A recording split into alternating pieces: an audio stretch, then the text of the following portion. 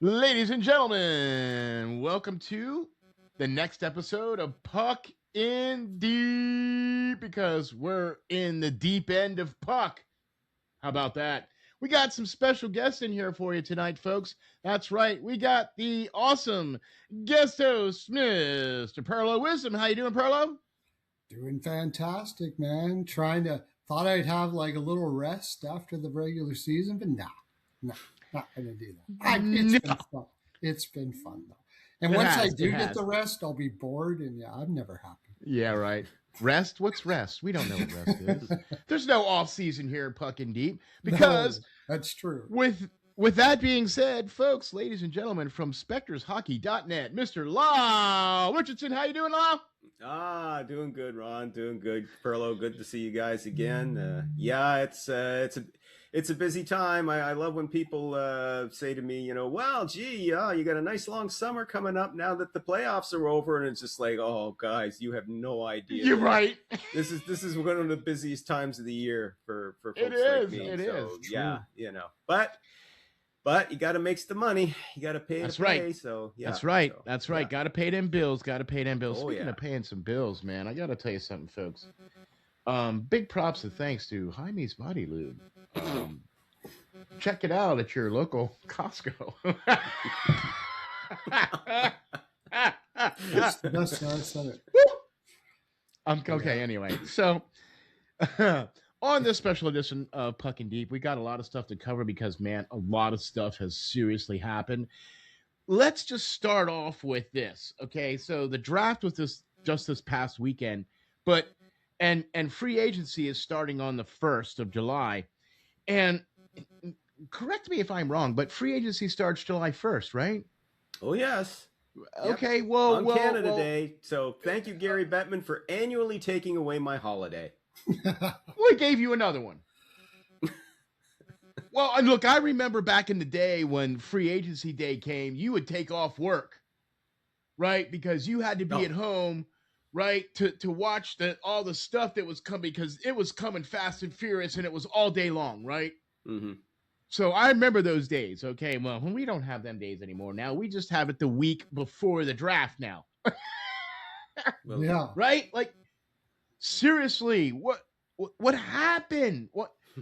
Why was there, in your opinion, Lyle, why was there so much movement done right before the draft? Well, this year. Because this year's free agent market is who's who of who cares, pretty much. There's not a lot of talent. This has got to be, in my humble opinion, perhaps the thinnest free agent market in a very, very long time. Certainly the thinnest I've seen, and I've been covering this professionally for the last 20 odd years. Right. So as a result, you saw a lot of teams are turning to the trade market. A lot of teams now, the salary cap has increased significantly again. There are a lot of teams flush with cap space that are looking to improve their rosters. And normally they would turn to free agency on July 1st. But again, there's not a lot of talent. In fact, there's very little talent. There's certainly no superstars.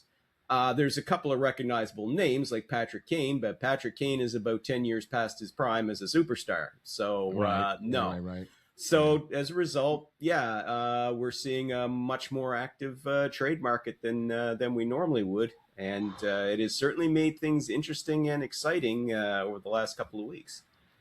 I mean, just the people that moved, where they moved, what was given for some of these players. Do you know what I mean? Like, it just, it seemed like, teams had flush with cap space, but it also seemed like teams were kind of overpaying for some stuff.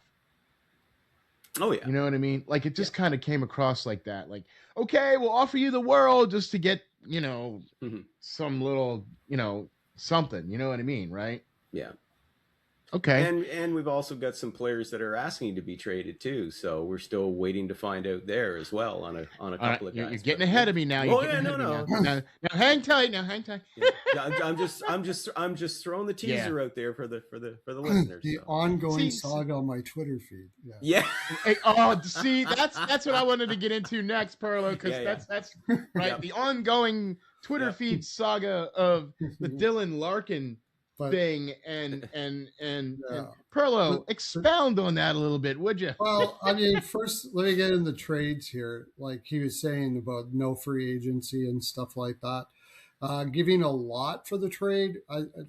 Shortly, I think St. Louis did well considering they didn't really have much leverage with Kyler. But Yeah, I think Washington did well for their situation too. So I think Mhm. that right side for Washington is going to be really hard to match up against. Like it's going to be crazy. That's a make the playoffs move, and I think they're going to hit it on the head. I imagine Ovi is coming back, and that'll be pretty thick. But even if he's not, that's still a really good deal. The Buffalo deal with Byram, that was a Jaime's body lube moment right there. They were lubing up Bedard all day long. Him and Byram are are from training BC partners. and they train with each other. They're Yeah, yeah, very, very, very close friends. And Chicago is just showing their butt there, saying they can't live without Bedard. They need to get him signed. And when we get into the next things we're going to be looking at here, you see what's going on in the league right now. I think this manager and ownership started to realize you got two ways to look at this. Either we're going to have to start bowing down to these guys a little more, or we're going to lose them. You got to make sure you're taking care of your people. And I think the value of that trade was more to do with that than maybe what Byram was. But I did talk about how Byram did have a year last year that everybody was waiting for him to really kind of put the tools together, or the toolbox, and it wasn't bad. It's a reach, but if he is going to get, if that is a sign he's moving to where he can be, because his skills are fantastic, this could yeah. actually work out really well. But I want to give big props to the guy that I loved ever since they signed him, ever since they brought him into the organization. I thought it was the best move the Buffalo Sabres have made for a very long time, Mr. Kekalainen. Just absolutely crushing. This is not something we've said about the Buffalo Sabres for 15 years. This guy is crushing. Oh, Crevier Yeah. is a fantastic pickup. Yeah. That was like he's hitting on all cylinders right now, and I thought he did a really good job in Columbus. But it's a little harder to do dealings there. But I love what he's doing here, and to me Exactly. that was a great trade. Perlo, you touched on something that I want to kind of get both of your takes on, and I'll start with you first, Perlo, because you mentioned it and brought it up. The whole thing with Ovechkin was, he wanted to see some serious improvement on the front end. You know what I mean? And then in the same breath, I think the Capitals are kind of planning for worst case scenario. Mm, You know what I mean? Like in case good Ovi point. doesn't sign, Yep. they've got the guys to come in and kind of pick up the slack. Kind of, you Yeah. know what I mean, right? Mhm. Is that kind of how you think about that too, there, Perlo? I think they got a pretty good feel on whether he's coming back, but you're probably right. If there is any doubts, this certainly may help his decision to come back.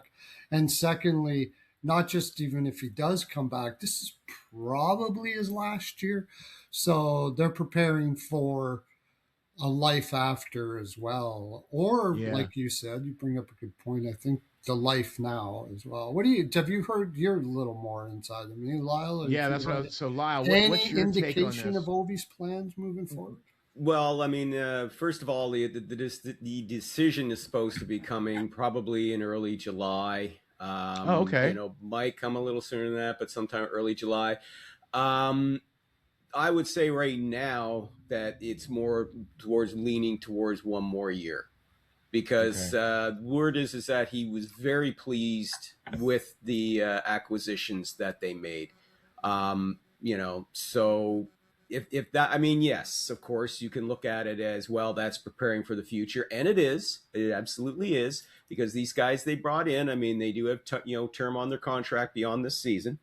So, there is that. I mean, eventually the day is going to come very, very soon when Ovi hangs up the skates and goes back to Russia. But I think, from what I've been hearing is that it sounds like this is more toward him coming back. So Yeah. we'll find out very soon if I'm right. But if it is, it's probably just one and done. One more shot, maybe one more run at the cup, if they can do it, and then off into the sunset at the end of this coming season. Okay. I mean, either way you slice it, he doesn't really have anything left to play for anymore. You know what I mean? He has the record. He's got a cup. You know what I'm saying? He's just kind of trying to swing for the fences, I guess, for another shot at the cup. You know what I mean? Like they all are. You know what I'm saying? Well, so, yeah. And I mean, he put up and he still put up decent numbers last. Now, mind you, he's become more of a power play specialist now. He's not the beast that he was through most of his career at this stage. I mean, when you're 40 and you're rocking a dad bod like he is now, like we all are now. Some of us are rocking granddad bods. But anyway, the fact of the matter being is, I mean, he still put up 30 goals.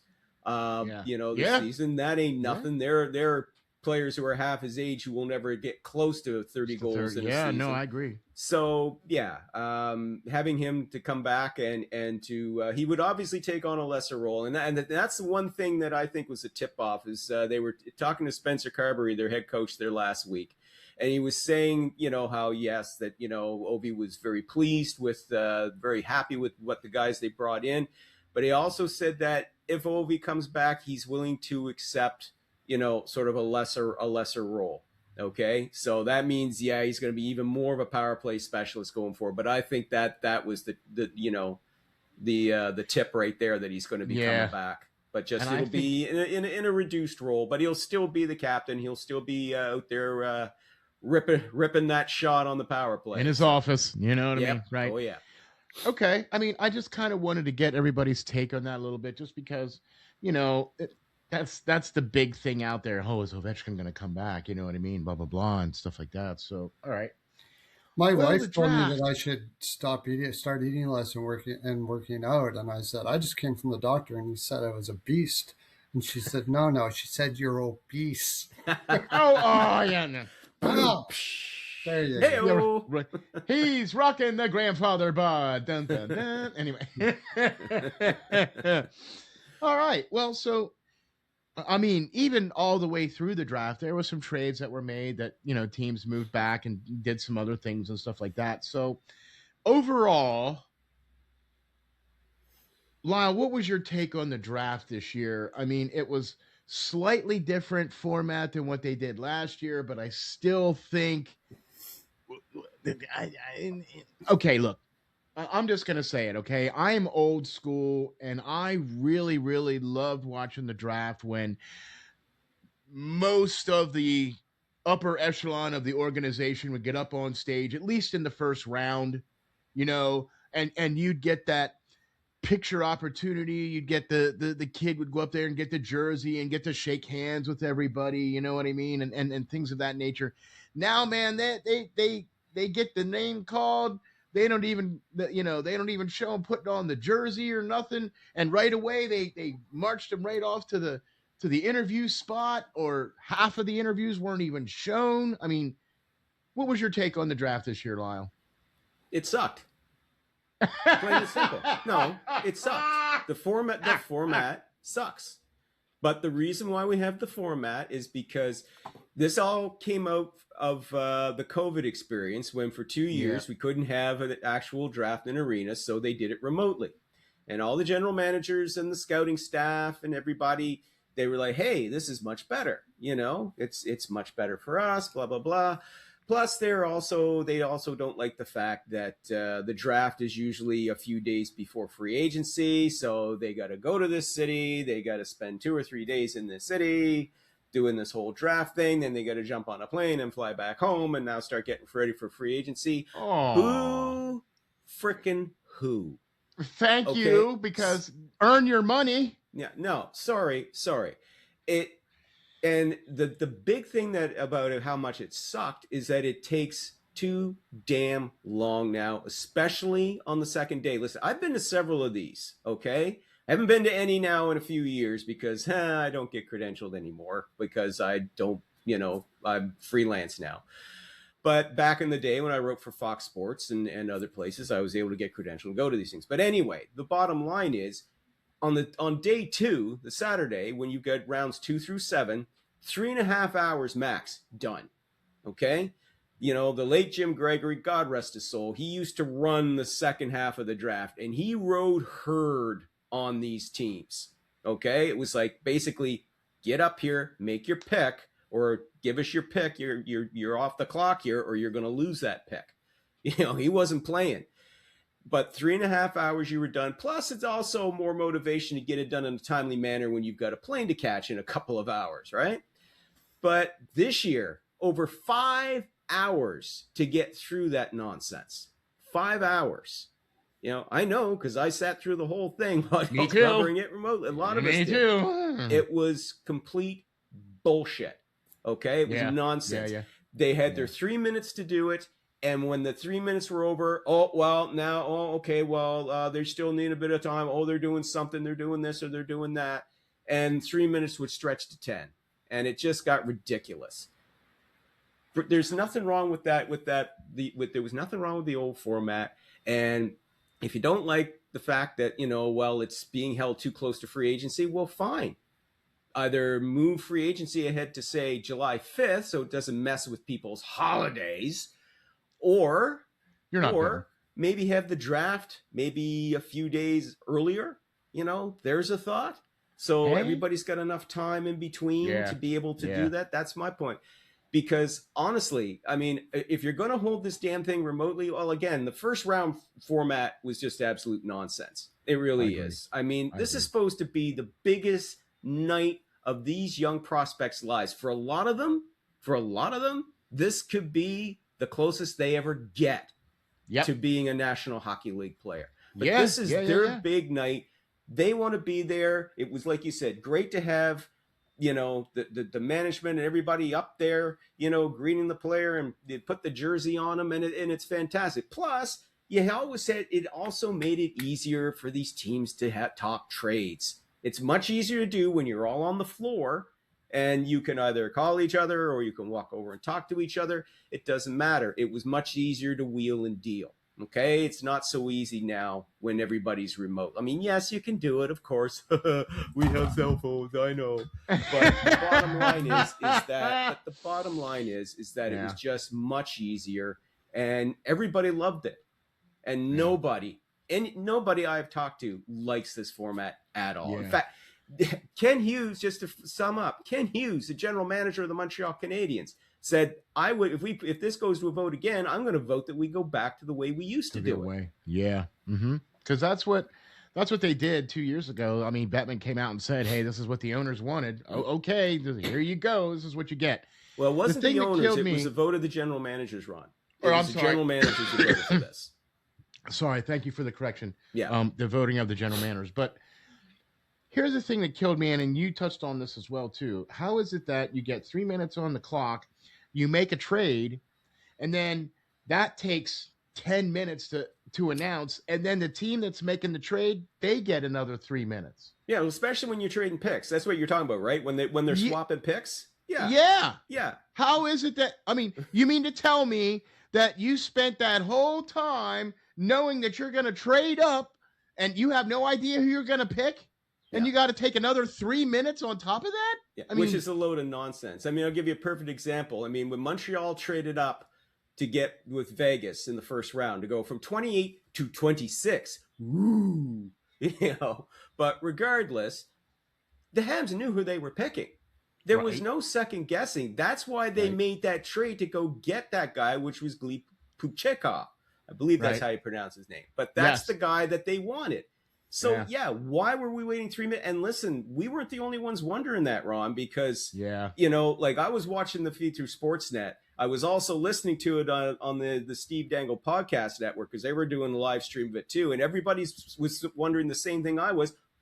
Why are they taking another 3 minutes when they traded up to get this pick? Why? And if you, it just, they did ridiculous. The same thing with the Flyers when the Flyers traded back from 21 back to 27. Right. So they got 3 minutes on the clock for the Flyers. Then the trade, the announcement of the trade, right? That takes 5 minutes, right? And then the next team is on the clock for 3 minutes. Ridiculous. Absolutely what? ridiculous. All right. Absolutely ridiculous. Perlo, your Sorry, take on the Pearlo, we just draft. went off. We just went off. Sorry. Let me guess. You like this, right? No, you didn't like it. Okay. But I will be the first to admit, if I was in anybody's shoes and I could do something remotely and be home with my family, I'd take it. But is that best for the programming and the fans and stuff like that? Absolutely Exactly. not. Absolutely not. It's just, and for the love of God, please, can you find somebody else other than Leia Hextall? Oh, Lord of God. My God. You know, I'm sorry. I've tried. I have tried. I have really tried. I don't like being critical of anyone. I'm sure she's a lovely lady too. I'm positive she is. But she is just not good at what she does, man. Oh, it's just like telling a guy oh, I'll get you a jacket so you can for going to Winnipeg. Did you see that? With the Winnipeg pick? What are you doing? Highlighting the fact that it's cold in Winnipeg, for one thing, is ridiculous. Winnipeg has enough problems as it is. And second of all, he's from Sweden. Yeah, you want to talk cold? Right. How silly. He'll be ready for that. No background. You look so foolish. Yeah. It's embarrassing for the lady. And like all of the interviews is you got to get somebody better than that. But I don't know if they're going to go back. I think there's probably a way, if they put their heads together, that this could work a lot better than that. Yeah. But they should be talking to us. Old school. I think we're all just relational. And like you brought it up the way it was, the part that I don't think they could ever recreate is the general manager shaking their hands and them meeting them and showing that they care about this individual. Like, okay, you got to take a plane to go get your top draft pick that is could be a franchise changer in your life. Yeah, you got to get on a plane for that. You should be getting on a plane for that. Pearlo, absolutely. Like all the other complaining aside, to me, as I touched on that before, but you really driving home the point here for me. It's just, this is supposed to be your top pick, right? Yeah. I mean, make these kids feel like they're important, for the love of God, right? Yeah, especially as you said, if this guy's a franchise change, I mean, Gavin McKenna, like that whole thing with Toronto, then that was the worst. Having Justin Bieber come out and do his patter before he goes up to McKenna and goes, Toronto wants you. Give me a break, man. But they paid probably about a good sheet and a half for him to be there. Oh, yeah. Absolutely. I did like, however, the Matthew Schaefer interview of McKenna.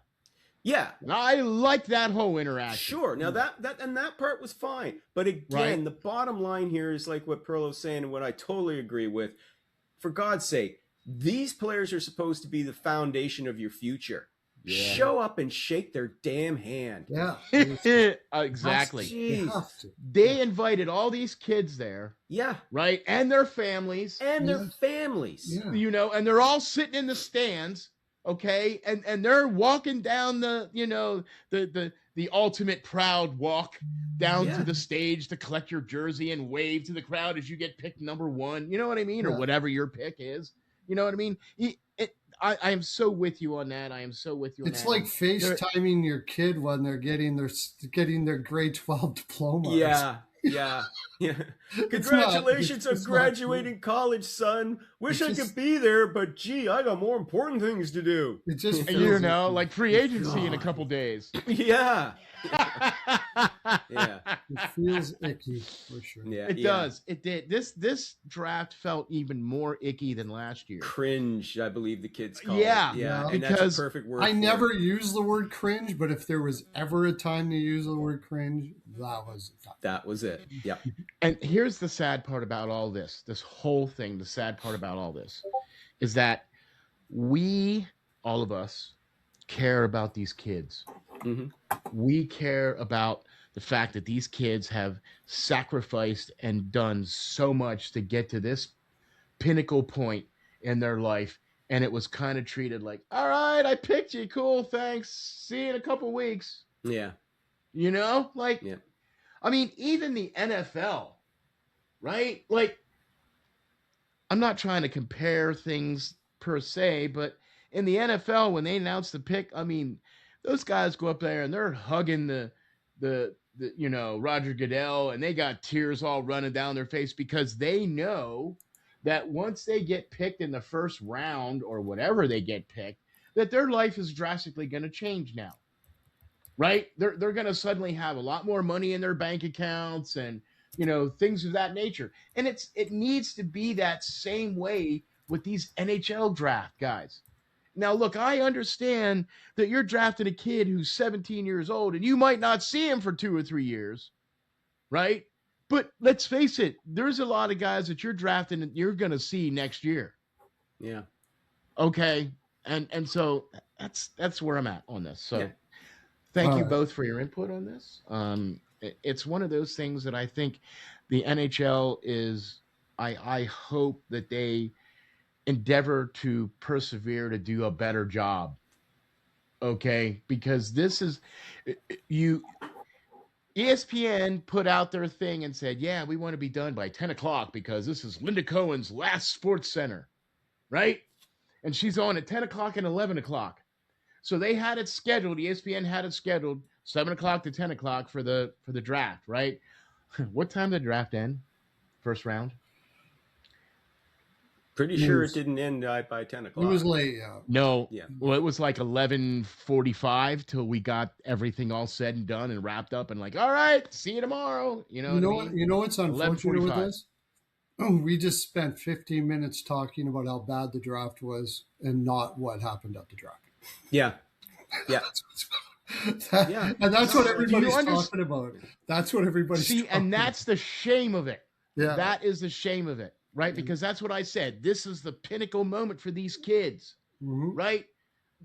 You're never going to get drafted again. And not to mention too, but there's also the business of hockey going on during the draft, and that's trades of established players. Now, with 3 notable players get traded during the draft, and again, what is everybody talking about? Well, a few people who like I'm sure the St. Louis Blues fans are talking about getting Mason McTavish.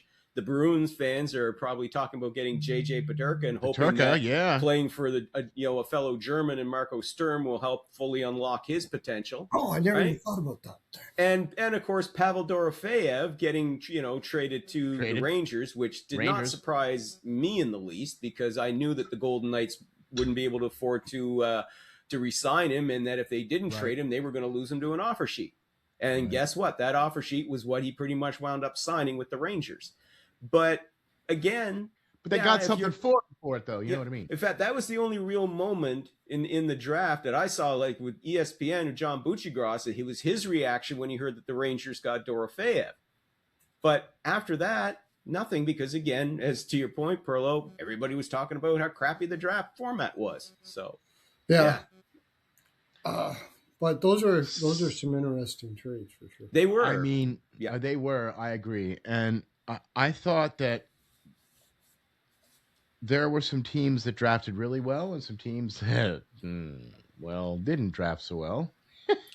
It's usually hard to tell, though. I mean, if I can just interject, though, Ron. I mean, the thing I love about a draft after it's done, it's the same sort of thing that I love to see after a trade deadline.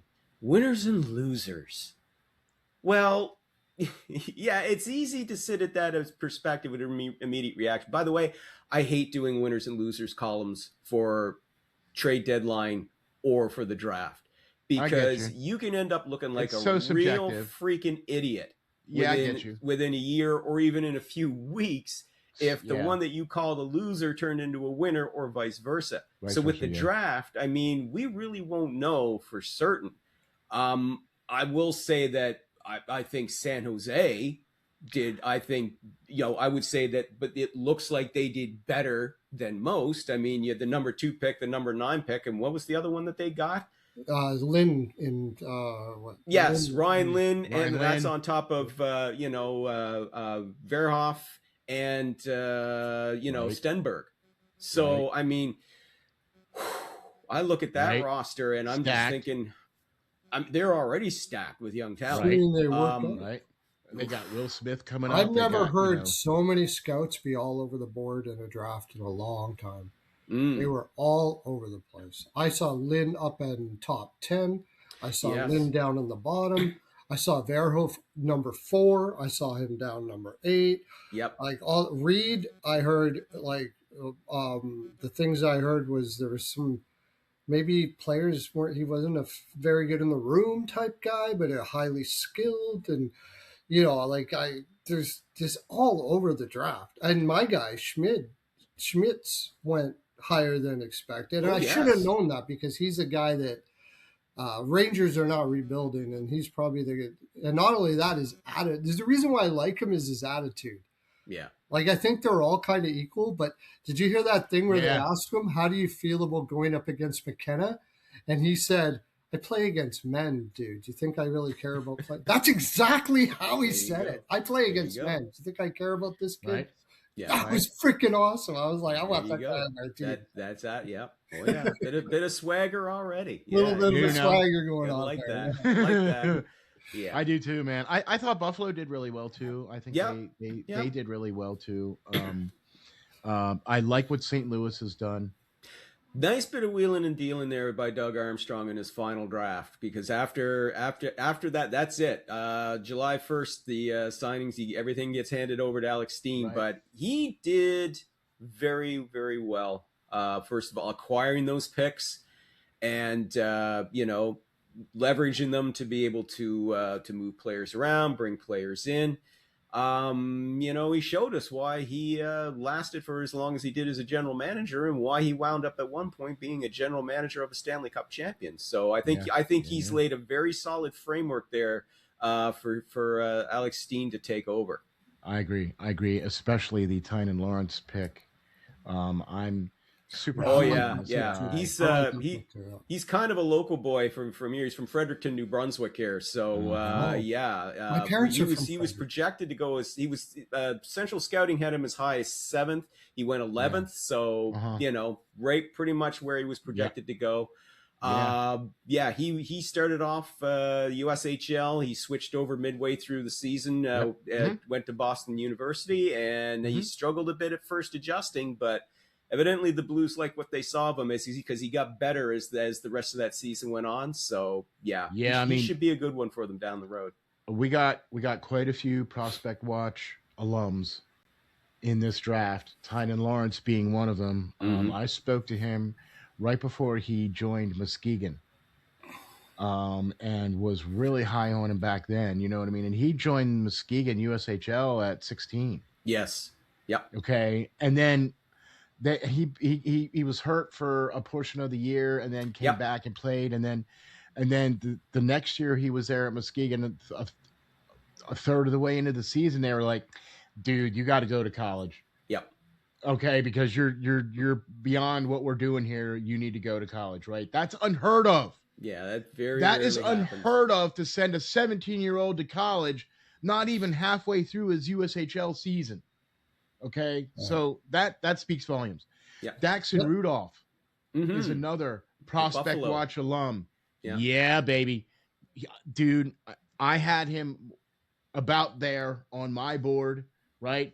Daxon he wasn't Rudolph up that high, though, on a lot of the boards all over the place. I know. All over the place again. Yeah, I know. But I'll tell you, one thing about both of these is, isn't it getting to the point if St. Louis does something with young players or prospects, you just automatically assume they're going to hit? Like, those guys are incredible at draft and development. Yeah. I was concerned about McTavish with skating and everything that was coming out of Anaheim. And as soon as St. Louis was interested, I all of a sudden went, I'm proud. Oh, that guy's probably going to be amazing. Like, when it comes to St. Louis, nobody does it better than them right now. Yeah. Maybe and that was the thing too. I mean, McTavish. I mean, there were a lot of folks in Montreal who wanted him. And at first, I was kind of interested to see if he would be a fit. But to your point, just very quickly there, you would post a couple. I think it was about 2-3 weeks ago. And that you had that Jay Fresh screenshot of his assessment. And what I found interesting was that was the one from 24-25 before this season. And they were saying this, Jay Fresh was saying the same thing about him at the end of last season as Right. people were saying about him this season, and it was Right. just Yeah. like, Yeah. okay, the skating I could see. Like I didn't get to watch as much of him, because being Atlantic time zone and him being out on the Pacific coast, didn't get to see Right. as much of him. But the skating I knew was a bit of a concern, but I was not fully aware of the defensive issues. So Well, it's kind of a combination of the two because of the skating and whatever. But he's also yeah. But all I know is if St. Louis is in on it, like he hasn't improved an iota since his draft year. Yeah. But one thing I will say about it though, and another fellow that I really like with Anaheim said to me, he said, well, the Ducks dropped the ball with Zegers. It looks like they dropped the ball with Drysdale.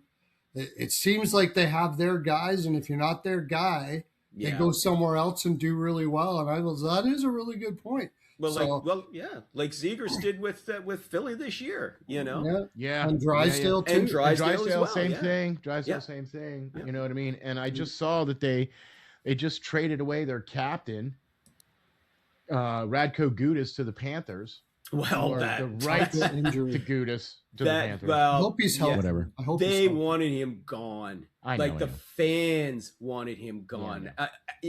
After he, the only thing he was notable for this year was his deliberate injury of Austin Matthews. And after that, even Ducks fans were like, we want him gone. Yeah, he was hurt. And I don't know if he's, obviously Florida must think that they can use him because he got hurt real bad. Like he used to be really good. Oh yeah, last year, once upon a he time, was fighting something heavy, and didn't he go get surgery, and now he's coming back, and he wasn't really the greatest skater in the world. But he's 35 now, I think, too, isn't he? So, yeah. Last question about the draft for you guys. What do you think about the father-son reunion there with Malhotra in Vancouver? What do you think of that, Lyle? Well, I mean, it's interesting. I mean, there is an old adage that you should never draft your kid or you should never coach your kid, but they seem to think that they can make that work. It'll be interesting to see how that comes out. I think Malhotra is going to be. I think he's a good add there, player wise. If we take that whole thing out of it, I think he's got the skills. Yeah, he's got the tools. Yeah, he's got the tools to be a good. We'll see how his development goes, obviously. Agreed. Yeah. But by the same token, I mean, Malhotra, Manny, if there's one thing that he's known for is that he works really well with young players. I mean, that it was his coaching that helped the Abbotsford Canucks win the Calder Cup last year. So, I mean, coming up, so promoting him, I was not surprised they did that. In fact, I fully expected that they would promote him and make him their coach. Yeah. A lot of those players that are on that team now had him as their coach last year for 2 years ago, whatever. So, but it will be interesting to see how things go there. But hopefully they can prove that you can coach your kid and it won't be a problem. I mean, hopefully, we'll see. I mean, Pearlo, any thoughts on that? Well, the main problem with coaching there, my dad was my coach for a lot of my career. And I mean, for me, it worked out excellent because he really didn't treat me any different than anybody else. If I deserved to be benched, I got benched. If I didn't, I didn't. It was always in fairness. So there just has to be a fairness. Sometimes it can go the other way, and you're harder on your kid than you are everybody else because you're trying to overcompensate for the fact that, all of those things like that.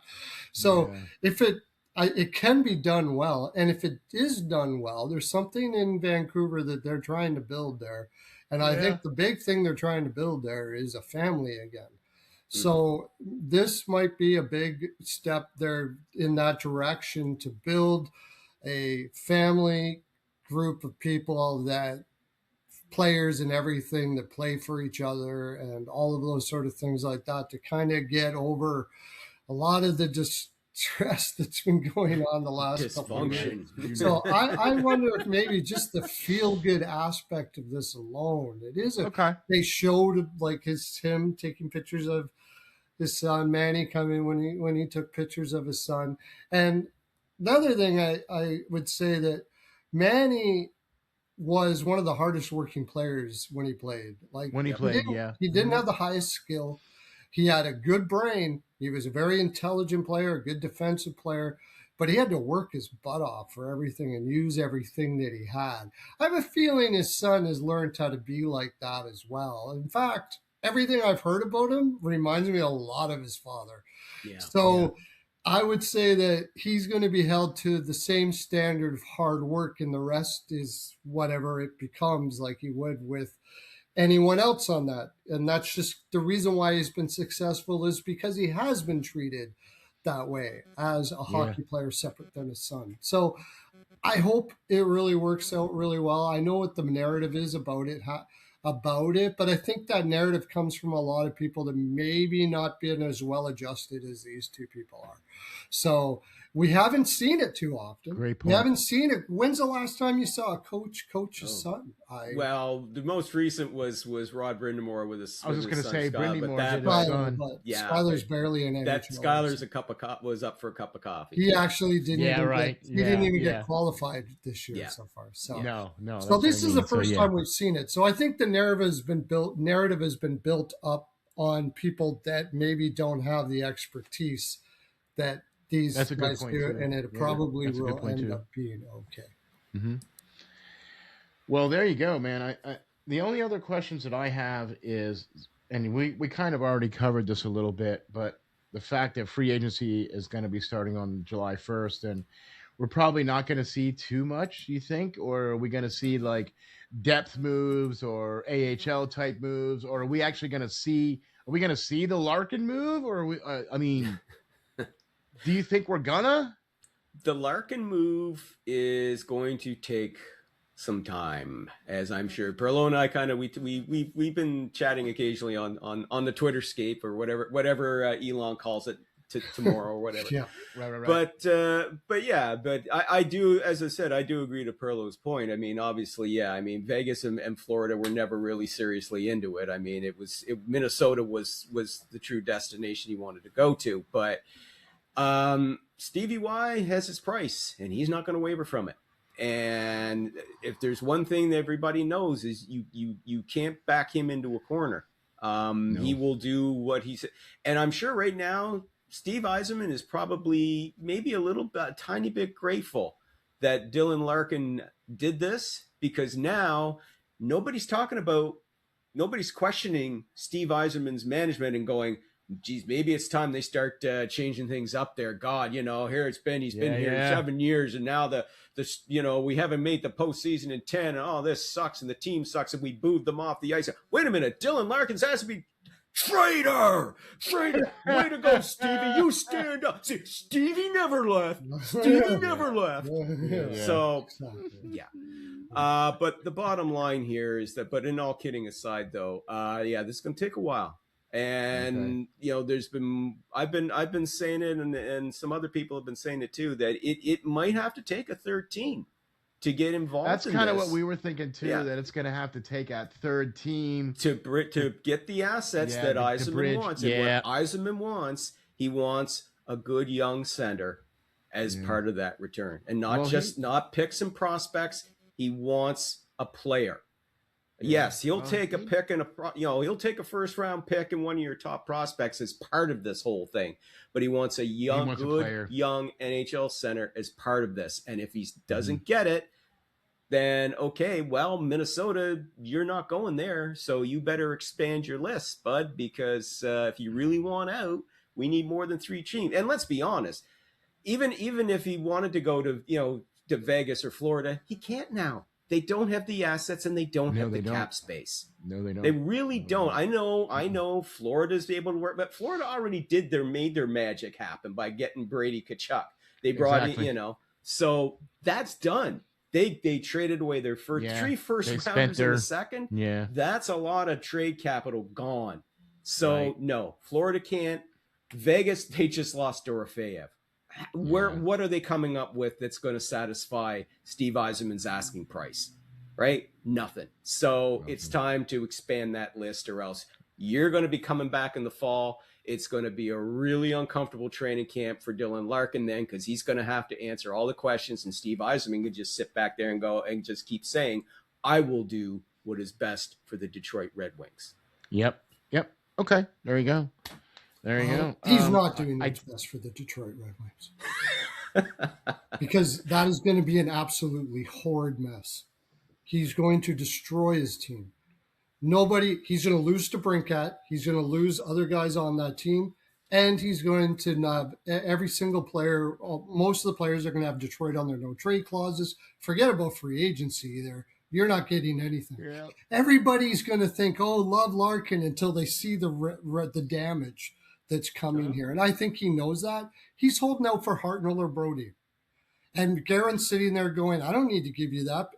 This Larkin's agent has already told everybody that they're way seconds, they're sloppy seconds down on the bottom. If he ever does go there, he's not going to be happy. He's got that all figured out. Yeah. So we're the only one for you. So what that, and this is where the game of chicken is. But as far as free agency concerned, because you can go to my Twitter and you can see all that stuff. I got videos and everything on there. But as far as free agency, this is the free agency for the hockey geeks like us. Yeah. The Tolvanens, the really good little gem guys that are out there that nobody knows who they are. The depth guys, right? They're depth guys that could be really good. And, what's his name? That Chicago is probably going to Mikheyev, yeah. I think he's I think he's underrated. I think he can be a very good player. Listen, you're not the only one who thinks that, Pearlo. There's quite a few people that expect he's going to be among more highly pursued than a lot of people think. He had a really good defensive year 2 years ago. Very, very good. Mm-hmm. I don't know. Last year, he seemed to be going to try to get his points up so he could get as much money on the market. Well, probably not a wise thing to do that way. But it was also Chicago too, Pearlo, right? So, I mean, year to year. When you're chasing the game all the time and you got to score, but you got interesting guys out there for trade like DeBrusque and there's, looks like that is probably there. I think there's a lot of meat on the bone that most people are not going to be all that interested. But for hockey geeks like us, I think it's going to be a really interesting draft with a last question. A lot of interesting flavors going out to different teams like Trouba and all that. Right. Last question for you guys. Where do we think Bob's going to land? Bobrovsky? Yeah. Yeah. I like to think that there's going to be a last minute come to Jesus moment for Bob, and he sucks it up and takes the lower money. Well, first of all, if you're asking for 6 to 7 years at a $42 million contract, and you're 37 years old, coming off the worst season of your career, but the Panthers all want you to come back, Maybe he swallows his pride and maybe agrees to take less to stay. Because, well, first of all, I don't see him getting 6 to 7 years anywhere. I'm sorry, and certainly not for that money. No. And because listen, Florida and Pearlo, you and I talked about this back and forth too. And by the way, it was a good chat. That we had about the Panthers and Hawkins. You were like, because I was like, well, I'll believe that they're going to be back as a contender once they sort their goaltending. Yeah. Mm-hmm. So, because that's something that if they lose Bobrovsky, they're going to be scrambling because we know Jordan Binnington's not going there because the Blues have already said that they're coming back with Binnington for next season. Now, maybe the Panthers could get him at the trade deadline. I don't want to go too far off topic here, but there's Binnington and Stuart Skinner. Freddie Anderson, but he's hurt a lot. So and the Hellebuck price is going to be way out of your league anyway. They can't afford Hellebuck.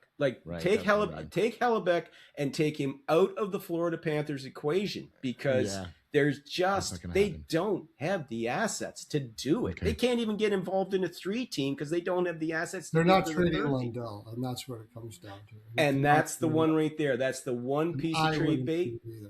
Oh, I wouldn't give him up either. I mean, Ottawa tried to get him for Chucky, and they said no. Well, because they know he's Baby Barkov for a reason because he's also the heir apparent. So we already talked about that. Florida's going to win a cup with Skinner as a goaltender. Bobrovsky, I'm hearing Toronto, which I find odd. Yeah, I do too. I will say, though, the reason why so I had to look into that, because when I hear something that doesn't make sense, I have to look into it. This is my theory about if they do go with Bobrovsky. First of all, everything is analytics with this team. I don't think Hiller's a good coach, but he is an analytics coach. Good comment. Rather him not be, it's hard to say, but his whole thing is like what Carolina does, preventing shots and all of those sort of things like that. He does it different than Carolina does it. Or at least he did in LA. He may change that up here. I don't think so, because they don't have the players that can play a man-on-man all three zones. So I think they're going to be playing a 1-3-1 anyways. So in their mind, and with these serious analytics guys, something that I don't agree, and I'm part of the analytics community, is that you don't need the goaltender. Like, you can just throw darts at a board and hope that the goaltender is good. Now, it worked for Carolina, sort of. Yeah. But for the most part, I don't think it's the best idea. But my thinking that the reason why they're getting Bobrovsky is because somebody who is a huge idol of Bob is a fellow named Marchenko. So if you're not putting huge importance in your goaltending anyways, and I think Bobrovsky has been overrated now for more than just 1 year, actually. If you look at his underlying numbers compared, the way Florida plays helps him out quite a bit. If you're not looking at goaltending to be the guy that has to save you for a game because you're playing a layered 1-3-1 and you're going to be blocking shots everywhere and not allowing shots or whatever, that's theory. Get a guy like Bobrovsky, and now you go to Marchenko and say, hey, or tell him, or you say to Bob, hey, you know Marsh, right? You know Marsh, why don't you give him a call? See how he likes Toronto. You get a Marchenko in there, my friends. Oh man, now your retool is turning into much more of a thing of we're a contender. And that's why I think Bobrovsky is going. And I think that is why he is going there. I think he's going to end up going to Toronto. That's you heard it here first, folks. And then I think Marchenko's going to end up there. And apparently Werenski did have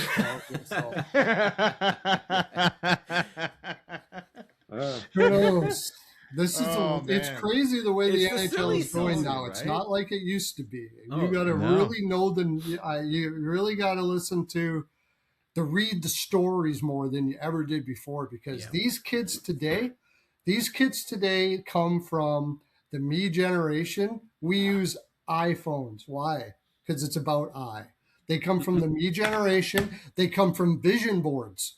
You want vision boards to your perfect life that you're going to have for a long time. They come from manifestation philosophy. These kids today, younger guys today, are growing up told you can be everything you want and have whatever you want, and there's nothing wrong with that. And that's what we're seeing now in the NHL with Larkins, with these young guys. They are they pay their agents $500,000-$600,000 a year.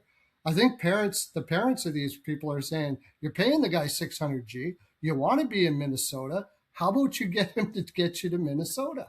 How about you get him to get you to Toronto? How about you get him? And these agents are smart now. They're business people. Yeah. Players heard their whole time. They get traded away and they say, oh, it's just a business. It's just a business. Oh, yeah, okay, it's just a business. Well, guess what? I'm going to take care of my business. And that's what you're seeing now.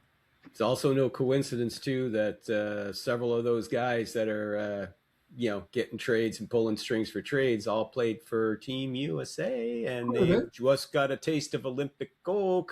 No coincidence. Tkachuk, Larkin, Hellebuck, right? Mm-hmm. Werenski now. They got a taste of winning for the first time in their professional careers. Yeah. And they were playing with guys who have been winners at a professional level, like Matthew Tkachuk, for example, right? Yeah. And they're talking and everything, and hey, all of a sudden it's like, maybe, and you also got to remember too, especially for guys like Hellebuck and Larkin, turning 30, we're now in their early 30s. Yep. they know, like, hockey players have a biological clock. Yeah. Pro hockey time players is ticking. do.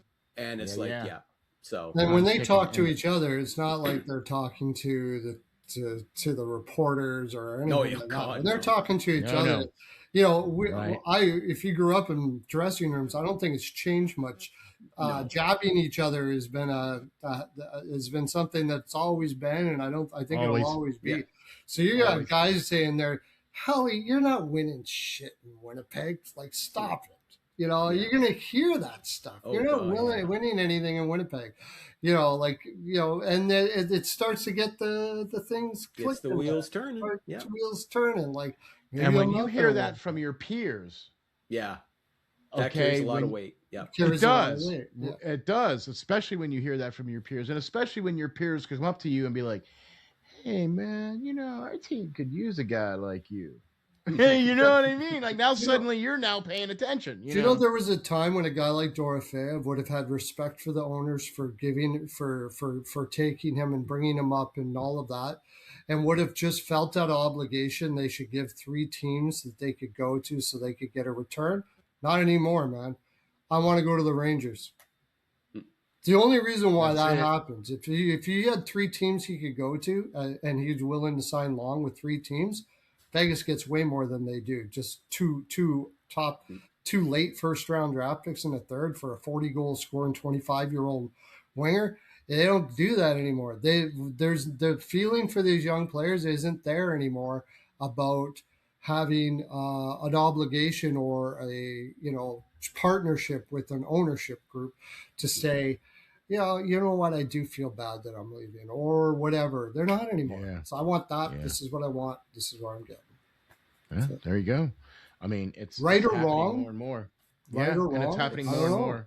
The way it always changes. Every generation it changes. That's right. That's right. And you know, speaking of changes and generations, I think we're gonna change and generate this one on out of here, folks, because I think we got a really good show here, man. We talked about a lot of serious, important points. Look, this is for hockey geeks. This is for people that know puck, right? Especially on the deep end, and we definitely know puck, and we bring people in here that know way more than puck, right? So, Pearlo, why don't you tell the folks where we can find all the great stuff that you're doing over there with the Jaime's Body Lube and everything going on over there in the Pearlo land?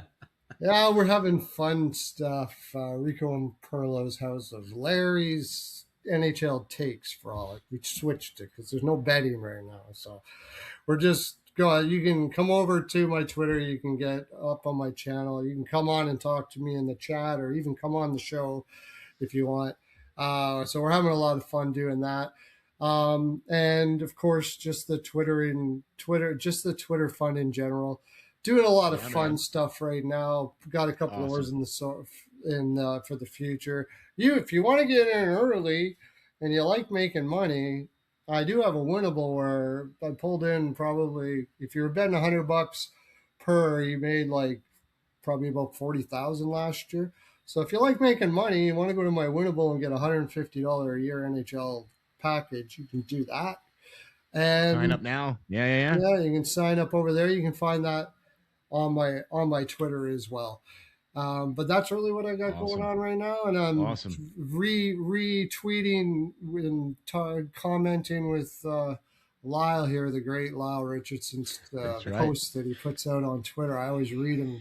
And, we've had a couple of good discussions there, Pearlo. Yeah, man. But see, that's the awesomeness. That's the awesomeness about this. What we're building here, this community that we're building here, is that we've got a group of people that we can have these kind of discussions with, because you know what I mean. And it just, I just think it enhances everything that we're able to do for everybody. So Lyle, sir, the great Lyle Richardson, why don't you tell us about where we can find all your great articles and especially all the stuff that you're doing right now, sir? Well, you can find me at my website, first of all, is spectorshockey.net, where, of course, I'm doing the daily coverage of the notable headlines. And, of course, the true meat of the whole thing is the trade and free agent rumors. That's the bread and butter, baby.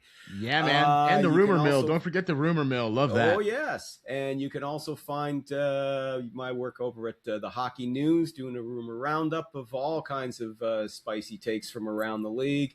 I'm over at Bleacher Report doing a whole bunch of different things with them. I also have my hometown paper that I write for during the season. Just fired off my last column of the season to them today. It's the Guardian PEI. And if you read German, you can also find my work every week in Ice Hockey News as well. Ice Hockey spelled EIS Hockey News. Awesome. Thank you, Lyle, for hopping on here and joining the great Pearlo and I, man. It is always an astute pleasure and an honor to have you on here. We value the information that you're giving us, and we very much appreciate the awesomeness of the kind of person you are. So thank you very much, Lyle, for being here. Thank you. Appreciate it very much. Always a pleasure, guys. Thank you. Thanks for having me on. Yeah. Oh, yeah. We're not done with you, buddy. You'll be back. They always come back. You know, right. Speaking of coming back, hey, tune in to check it out, Puck and Deep. Thank you very much for watching the show, man. We really appreciate that for sure. You can follow me on X at RNJ_media.